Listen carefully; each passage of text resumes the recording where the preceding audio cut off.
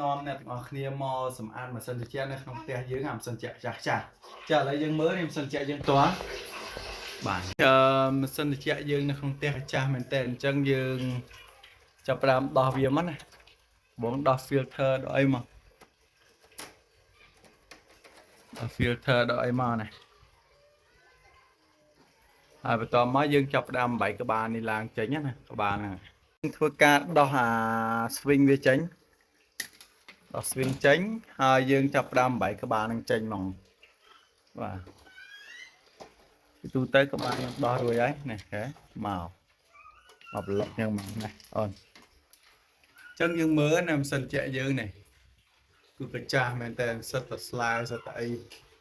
ខ្ញុំជាប់ណាជាមួយខ្ញុំបាយយកចេញមកមើលទៅវាទៅជាយ៉ាងម៉េចមុនឥឡូវយើងអត់តបាយតូទឹកចេញទេណាទៅខាងលើសិតតែដីមែនតើហ្មងលើ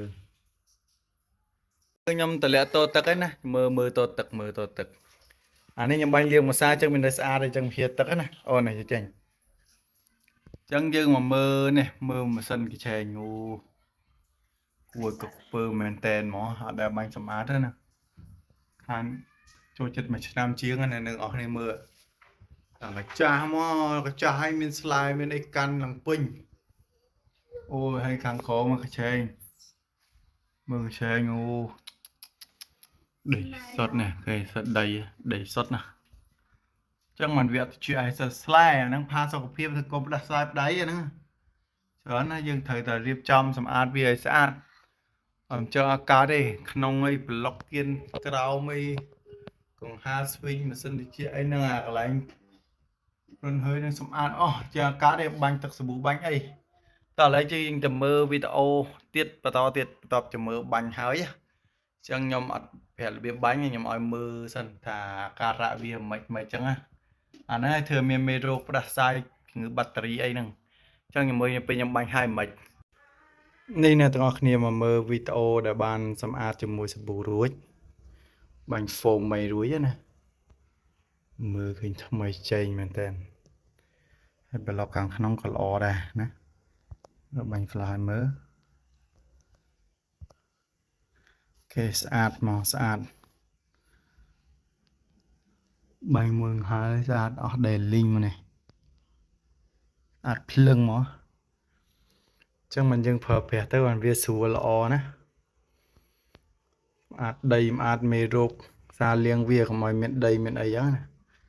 តាមកញ្ឆេងតាមអីខាងលើខាងក្នុងអានេះយើងអាចសម្អាតនៅផ្ទះអានេះដោយសារខ្ញុំមានឧបករណ៍គ្រប់គ្រាន់ណាខ្ញុំកំពុងរៀបចំជាមួយសម្ភារៈអីអញ្ចឹងឲ្យយើងមានទៅវាបាញ់ទៅស្អាតស្រួលណាយពេលលឿនអត់ខាតពេលវេលាអូខេអ្នកទាំងអស់គ្នាស្អាតមែនតើប៉ុណ្្នឹងទៅលែអាម៉ោះលែអីអានេះដោយសារខ្ញុំបាញ់ម៉ូទ័រកែច្នៃទេយើងអត់បានប្រើម៉ូទ័រស្តង់ដាសម្ពាធអីត្រឹមត្រូវទេតែហ្វូមយើងប្រើហ្វូមប្រភេទសម្អាតកាត់ច្រេះកាត់អីត្រឹមត្រូវរបស់វាអូខេអានេះសម្អាតនៅផ្ទះងាយអ្នកនរគ្នាអាចរៀនធ្វើបានគ្រាន់តែការពារប្លុកនេះមកនេះប្លុកបតណាបាំងវាចិត្តកុំឲ្យទឹកចូលសោះតែចូលកន្លែងសូនណាហើយកន្លែងនេះ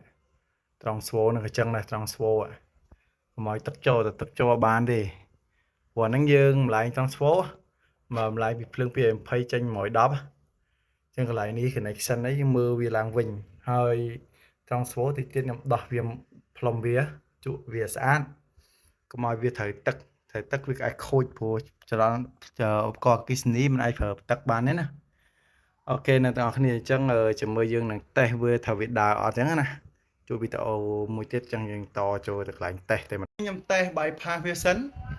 ខ្ញុំចង់ដឹងវាដើរអត់ណាអូខេអត់មានអាឡាមទេអញ្ចឹងខ្ញុំបិទវាចោលសិនណាតែប៉ុណ្្នឹងទេសម្រាប់មួយ plate មកហូតទឹកអូខេអ្នកទាំងអស់គ្នានេះវីដេអូបញ្ចប់ខ្ញុំ testing ឥឡូវខ្ញុំจะហៅកន្លែង swing ចោលហើយម៉ាស៊ីនត្រជាក់យើងគឺត្រជាក់ធម្មតាទេអត់មានអីជាបញ្ហាទេជាធម្មតាទេបាទនេះម៉ាស៊ីនត្រជាក់ចាស់យ៉ាងហ្នឹងវាសម្អាតស្អាតដូចថ្មីតែខាន់ឲ្យត្រជាក់